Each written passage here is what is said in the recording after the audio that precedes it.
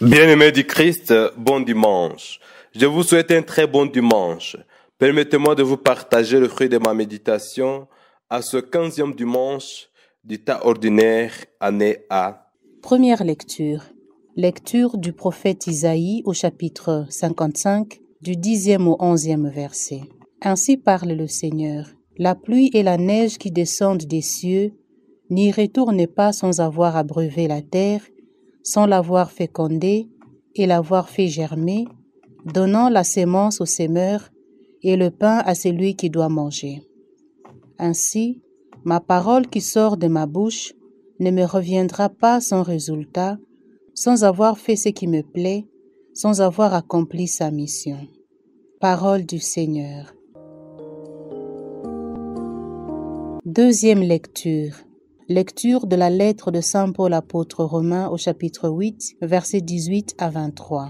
Frères, j'estime qu'il n'y a pas de commune mesure entre les souffrances du temps présent et la gloire qui va être révélée pour nous. En effet, la création attend avec impatience la révélation des fils de Dieu.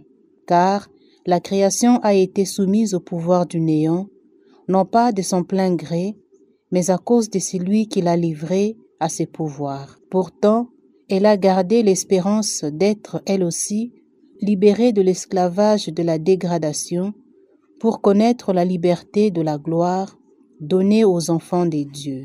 Nous le savons bien, la création tout entière gémit, elle passe par les douleurs d'un enfantement qui dure encore, et elle n'est pas seule. Nous aussi, en nous-mêmes, nous gémissons. Nous avons commencé à recevoir l'Esprit Saint, mais nous attendons notre adoption et la rédemption de notre corps. Parole du Seigneur. Le Seigneur soit avec vous. Évangile de Jésus-Christ selon saint Matthieu. Ce jour-là, Jésus était sorti de la maison et il était assis au bord de la mer. Auprès de lui se rassemblèrent des foules si grandes qu'il monta dans une barque où il s'assit. Toute la foule se tenait sur le rivage. Il leur dit beaucoup de choses en parabole. Voici que le semeur sortit pour s'aimer. Comme il s'aimait, des grains sont tombés au bord du chemin et les oiseaux sont venus tout manger. D'autres sont tombés sur le sol pierreux où il n'avait pas beaucoup de terre. Ils ont levé aussitôt parce que la terre était peu profonde. Le soleil s'était levé, ils ont brûlé et, faute de racines, ils ont séché. D'autres sont tombés dans les ronces. Les ronces ont poussé et les ont étouffés. D'autres sont tombés dans la bonne terre et ils ont donné du fruit à un réseau de 100 ou 60 ou 30 pour un. Celui qui a des oreilles, qu'il entende. Les disciples s'approchèrent de Jésus et lui dirent, « Pourquoi leur parles-tu en parabole ?» Il leur répondit, « À vous, il est donné de connaître les mystères du royaume des cieux, mais ce n'est pas donné à ceux-là. À celui qui a, on donnera, et il sera dans l'abondance. À celui qui n'a pas, on enlèvera même ce qu'il a. Si je leur parle en parabole, c'est parce qu'ils regardent sans regarder et qu'ils écoutent sans écouter ni comprendre.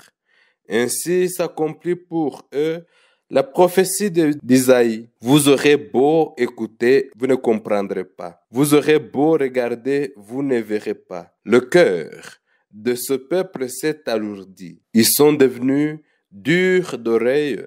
Ils se sont bouchés les yeux, de peur que leurs yeux ne voient et que les oreilles n'entendent, que leur cœur ne comprenne, qu'ils ne se convertissent, et moi je les guérirai. Mais vous, heureux vos yeux puisqu'ils voient, et vos oreilles puisqu'ils les entendent. Amen, je vous le dis, beaucoup de prophètes et de justes ont désiré voir ce que vous voyez et ne l'ont pas vu, entendre ce que vous entendez et ne l'ont pas entendu. Vous donc, écoutez ce que veut dire la parabole du semeur. Quand quelqu'un entend la parole du royaume sans la comprendre, le mauvais sylvier et s'empare de ce qui est semé dans son cœur. Celui-là, c'est le terrain ensemencé au bord du chemin. Celui qui a reçu la semence sur le sol pierreux, c'est celui qui entend la parole et la reçoit aussitôt avec joie, mais il n'a pas de racine en lui. Il est l'homme du moment. Quand vient la détresse ou la persécution à cause de la parole, il trébuche aussitôt. Celui qui a reçu la semence dans les ronces, celui qui entend la parole, mais le souci du monde et la séduction de la richesse étouffent la parole qui ne donne pas de fruits. Celui qui a reçu la semence dans la bonne terre, c'est celui qui entend la parole et la comprend. Il porte des fruits à raison de 100 ou 60 ou 30 pour un. Acclamons la parole de Dieu. Un missionnaire venait de faire 30 ans dans une paroisse unitaire de mission. Il commença à remarquer qu'il n'y a pas de fruit de conversion. Complètement étonné et déçu, il alla partager son désespoir à son vieux ami missionnaire.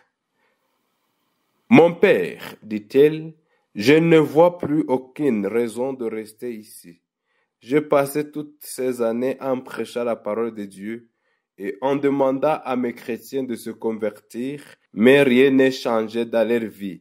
Les voleurs continuent à voler, les prostituées continuent à se prostituer, les sorciers continuent leur métier. » Et le vieux de lui répondre dit, « Mon fils, c'est parce que tu as mal procédé. Va et commence par te convertir toi-même et les autres vont se convertir. » La conversion est une grâce venant de Dieu, bien que ce soit un effort à fournir dans notre vie de chaque jour pour que la grâce de Dieu rejoigne notre nature. Ce ne sont pas nos paroles qui changent, qui transforment, qui convertissent les autres. Nous ne sommes que des instruments dans les mains de Dieu. Quand la parole est semée, c'est Dieu qui continue à susciter des fruits là où cette parole est ensemencée. Les lectures que l'Église de notre Mère soumet à notre méditation à ce 15e dimanche d'état ordinaire année A reviennent sur l'efficacité de la parole de Dieu. La première lecture nous parle de la mission de la parole de Dieu qui atteint toujours son but. Dans la deuxième lecture, nous y voyons que la parole de Dieu crée en nous l'espérance de la rédemption réalisée par le Christ avec la puissance de l'Esprit Saint. L'Évangile nous rappelle que notre cœur est une bonne terre où est semencée la parole de Dieu qui produit des fruits dépendamment de l'accueil de celui qui l'écoute. Dans la première lecture, le prophète Isaïe compare la parole de Dieu à la pluie qui arrose. Nous savons tous les bienfaits de la pluie. La parole de Dieu est assez puissante pour nous changer, pour nous faire grandir. Elle est ici personnifiée. Elle est comme un messager qui ne retourne pas aussi longtemps qu'il n'a pas accompli sa mission. Et la mission de la parole de Dieu est de nous libérer, de nous convertir, de nous sauver, de créer en nous la vie, de restaurer la paix et faire régner l'amour dans nos cœurs. La parole de Dieu est efficace car elle crée en nous l'espérance, la joie et le bonheur. La deuxième lecture parle de la création qui émane de la parole de Dieu. Ce récit aussi vit le temps douloureux de transition qui aboutira au jour où se réalisera le ciel nouveau et la terre nouvelle. La parole de Dieu nourrit notre espérance d'un monde meilleur, juste et fraternel. En vertu de notre foi en Jésus-Christ qui nous sauve, nous devons nous sentir responsables et concernés par le salut et la rédemption soutenue toujours par l'Esprit Saint qui nous sanctifie. L'Évangile nous parle de la parabole du semeur. Parfois, beaucoup d'efforts semblent vains, mais les fruits seront abondants. La parole semée dans nos cœurs porte des fruits dépendamment du cœur qui l'accueille. Le prédicateur dont l'effort n'est jamais vain, parce que dans le royaume de Dieu, rien n'est perdu, doit comprendre que sa mission est d'être l'instrument dans la main de Dieu. Les destinataires sont les auditeurs qui ont la responsabilité de faire grandir la semence et de lui faire porter des fruits. Si les grains ne produisent pas de bons fruits, ce n'est pas la faute du semeur, mais la mauvaise qualité du sol ou du terrain qui l'accueille. Demandons à Dieu la grâce de nous laisser transformer et convertir par sa parole puissante, qu'elle crée en nous l'espérance d'un avenir meilleur, juste et fraternel, qu'elle produise en nous les fruits de l'amour, de l'unité, de la paix et de la joie. Le Seigneur soit avec vous. Que Dieu Tout-Puissant, bon, amour et miséricordieux vous bénisse et vous protège, le Père, le Fils et le Saint-Esprit. Amen.